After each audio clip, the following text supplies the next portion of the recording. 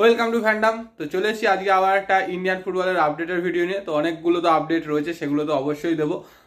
কিন্তু ভিডিও শুরু করার আগে যেটা বলি সবসময়, তো আবারও বলছি, যারা এখন অব্দি চ্যানেলটা সাবস্ক্রাইব করেনি তো অবশ্যই কিন্তু সাবস্ক্রাইব করে দিও। তার সাথে বেল আইকনটা ক্লিক করে দিও রেগুলার নোটিফিকেশন পাওয়ার জন্য। এবং যারা আমাদের ফেসবুক এবং ইনস্টাগ্রাম পেজ দুটো ফলো করনি অবশ্যই কিন্তু ফলো করে দিও। ওখানে কিন্তু আমরা সব রকম আপডেট পোস্ট করি বা শেয়ার করি। তো প্রথমেই আসি, অনেকগুলো আপডেট রয়েছে সেগুলোতে, কিন্তু প্রথমে শুরু করব যেটা হচ্ছে বেঙ্গলকে দিয়ে, মানে বাংলার ফুটবলকে দিয়ে।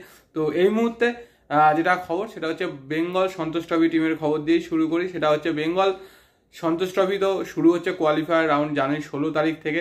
তো সেইটার জন্য যেই বেঙ্গল টিম, সেই টিমটা কিন্তু ফাইনালি অ্যানাউন্সমেন্ট হয়ে গেছে এবং সেখানে টোটাল 22 জনকে সিলেক্ট করা হয়েছে। তো তাদের নামগুলো আমি বলে দিচ্ছি এবং কে কোন ক্লাবে সেটাও বলে দিচ্ছি। তবে বেশ কিছু ভালো ভালো প্লেয়ার কিন্তু বাদ গেছে ট্রায়ালের, এবং কিছু কিছু প্লেয়ার কিন্তু সুযোগ পেয়েছে পরের দিকে। তো যাই হোক, সব কিছুরই একটা প্লাস মাইনাস থাকে, তো সেরকমই একটা ব্যাপার। তো যেই 22 জনের স্কোয়াডটা অ্যানাউন্সমেন্ট করেছে সেটা বলে দিই। তো গোলকিপার 3 জন আছে। একজন হচ্ছে আদিত্য পাত্র ইস্টবেঙ্গলের, সৌরভ সামন্ত ইউনাইটেডের এবং শঙ্কর রায় ভবানীপুরের। এছাড়া আছে চাকু মান্ডি ইস্টবেঙ্গলের, রাহুল পুরকাইত ইউনাইটেডের, Madan Mandi Bhawanipur, Rabilal Mandi Diamond Harbour, Jewel Ahmed Majumdar George Telegraph, Israil Dewan Mohammedan, Abu Sufiyan Suruchi Sangha, Amarnath Baske Peerless, Tarak Hembram United, Manotosh Majhi Bhawanipur, Supriyo Pandit Diamond Harbour, Rabi Hansda customs, Aditya Thapa United Narahari Diamond, Aritra Ghosh Peerless, Bikram Pradhan Bhawanipur, Basudeb Mandi Bhawanipur, Ayan Mondal Diamond Harbour, Supradip Hazra Diamond Harbour. তো এই 22 জনকে কিন্তু ফাইনালি বেছে নেওয়া হয়েছে এবং এদেরকে নিয়ে একটা আবাসিক শিবির কিন্তু শুরু হয়েছে কল্যাণীতে। তো কল্যাণীতেই যেহেতু সব কটা খেলা, তো সেখানে কিন্তু আবাসিক শিবিরটা শেষ করে ম্যাচে নামবে এবং ম্যাচগুলো অবশ্যই টাইমিংটা এখনো অফিসিয়ালি জানায়নি বা কোনো জায়গায় টেলিকাস্ট হবে কিনা সেটাও কিন্তু জানায়নি। তো জানতে পারলে অবশ্যই তোমাদেরকে জানিয়ে দেবো। এটা তো গেল বেঙ্গল টিমের কথা। এরপরে আসি ইন্ডিয়ান ন্যাশনাল টিমের কথা। তো 18 তারিখে কিন্তু ইন্ডিয়ার একটা ফিফা ফ্রেন্ডলি রয়েছে, যেটা হচ্ছে মালয়েশিয়ার সাথে। তো বলেছিলাম যে সেটার আপডেটটা দিয়ে দেবো কোথায় টেলিকাস্ট হবে। তো সেটা কিন্তু টেলিকাস্ট হবে স্পোর্টস 18 এবং জিও সিনেমাতে। তো কারোর সমস্যা নেই, স্পোর্টস 18 টিভিতে আছে আর জিও সিনেমা সবার ফোনে আছে। আর অবশ্যই জানো যে সেইখান থেকে ইঞ্জুরির জন্য 2 জন বাদ গেছে, একজন হচ্ছে অনিরুদ্ধ থাপা আর একটা হচ্ছে বিক্রম প্রতাপ। তো সেখানে কিন্তু থই সিংকে নিয়ে নেওয়া হয়েছে উড়িষ্যা এফসির। তো এটা তো রয়েছে, এবং তার সাথে আরও একটা আপডেট দিই, সেটা হচ্ছে ইন্ডিয়ান ফুটসল টিমের। তো ফুটসলের জন্য 25 জন প্লেয়ারকে কিন্তু সিলেক্ট করা হয়েছে এবং এটার জন্য কিন্তু ক্যাম্পও শুরু হচ্ছে 11ই নভেম্বর থেকে 25শে নভেম্বর অবধি।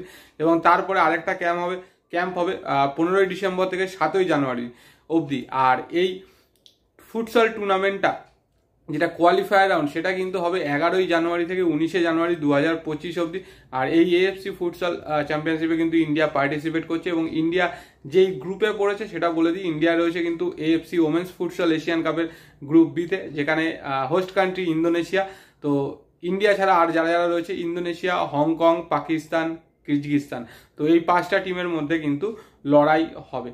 আর খেলাগুলো কোথায় দেখাবে এগুলো এখনো অবধি কিছু জানানো হয়নি, তো জানালে তো অবশ্যই জানিয়ে দেবো।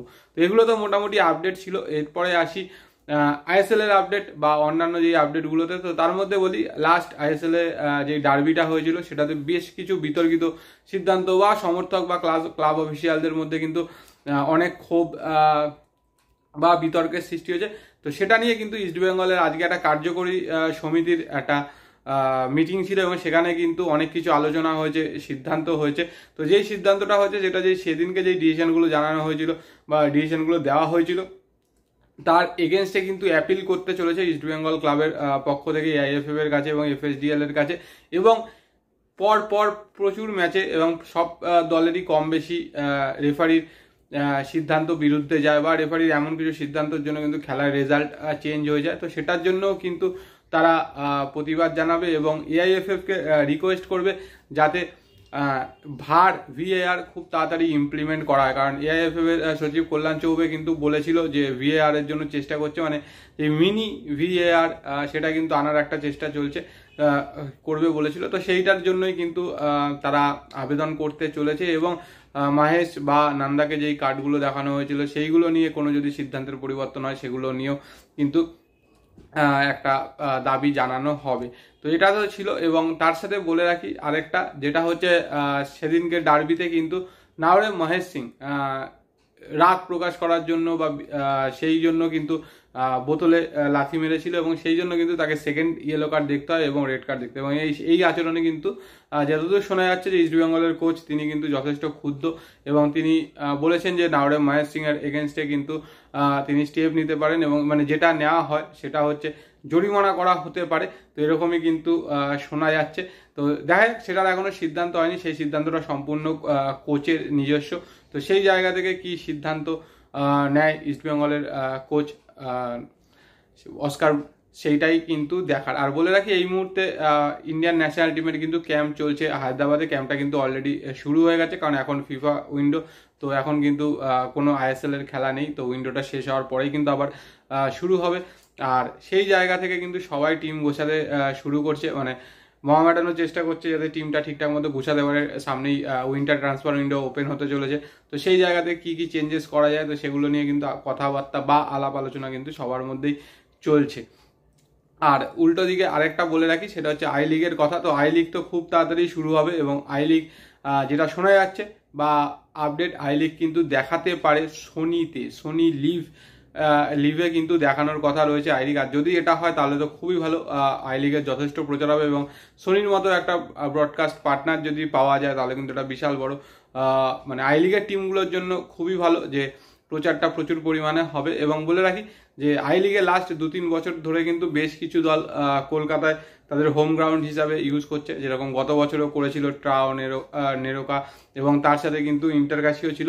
তো এই বছরও কিন্তু ইন্টারকাশি তাদের হোম গ্রাউন্ড কিন্তু দেখিয়েছে, মানে কলকাতাতেই বেছে নিয়েছে ওয়েস্ট বেঙ্গলকে, এবং সেই জায়গা থেকে তাদের হোম গ্রাউন্ড ছিল হচ্ছে নৈহাটি। তো এই মুহূর্তে যেটা আপডেট সেটা হচ্ছে নৈহাটি থেকে শিফট হয়েছে ইন্টারকাশির হোম গ্রাউন্ড, যেটা হয়েছে ইন্টারকাশির সমস্ত হোম ম্যাচগুলো কিন্তু হবে কল্যাণী স্টেডিয়াম। যেন কল্যাণী স্টেডিয়ামের মাঠ যথেষ্ট ভালো এবং ফেসিলিটিও অনেক বেশি। তো সেই জায়গা থেকে কল্যাণী স্টেডিয়ামকেই কিন্তু ইন্টারকাশি তাদের হোম গ্রাউন্ড হিসাবে বেছে নিয়েছে। তো এগুলোই মোটামুটি আপডেট ছিল, যা আপডেট ছিল তোমাদের সাথে শেয়ার করে দিয়েছি।